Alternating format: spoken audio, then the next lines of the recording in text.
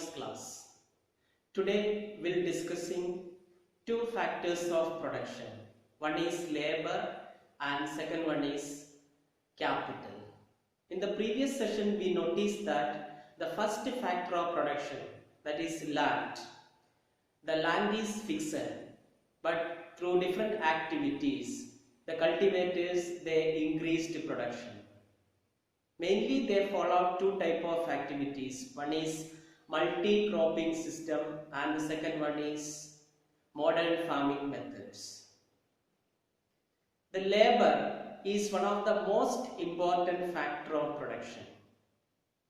In the village Parambur, we can notice different types of cultivators. One is large cultivators, second one is medium, and third one is small cultivators. The small cultivators, they cultivate their land with their family members, so they don't require any extra laborers.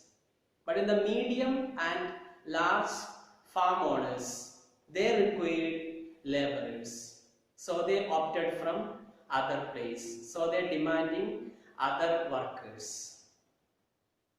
See, the labor, I said already that it is the most important factor of production. With their hard work, we can improve the production activities. At the same time, capital also required for production. The medium and large farmers, they don't have any problem in connected with money because they have extra products is there, that surplus product they sell into the market. But in the small farmers, they required money for cultivation. The villagers, they taken loan from the part of money lenders and traders. Through that activities, they cultivate the things and repay the money also. Sometimes these loans, it created some issues also. But anyway, what they cultivated, a small portion they are keeping for their own usage. The extra portion they sell into the market. That is called as surplus product.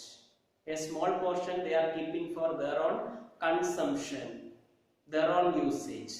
What extra they get, the cultivator, what extra they get through their production, they sell into the market.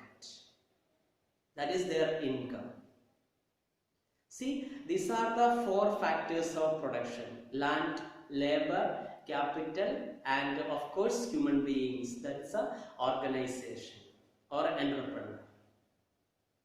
See, at the same way in Parambur, there are different types of non-farming activity was also followed by the people. The very beginning first class I said this. One is dairy. Around 25% of the Parambur people are following non-farming activities. They are engaging different types of non-farming activities. One is dairy. See, they feed with their animals like buffaloes on grass and jowar, bajra, etc. And they sell their milk into nearest bigger village, that is Raiganj. And sometimes they sold into the city Shahpur also. Same way, around 50 people, they are engaging to manufacturing activity, and one or two jaggery units are there, and a computer center is also functioning in that village. Some of the people are shopkeepers. They buy the items in the city areas as a wholesale product, wholesale price, and sell in their own village. Different types of item was sold by these people. Same way, the different types of transportation is also available in this village Parambur, like tongas and rickshawalas and truck, jeep, etc. is available on that village. See, these are the different types of activity was followed by the people of Parambur.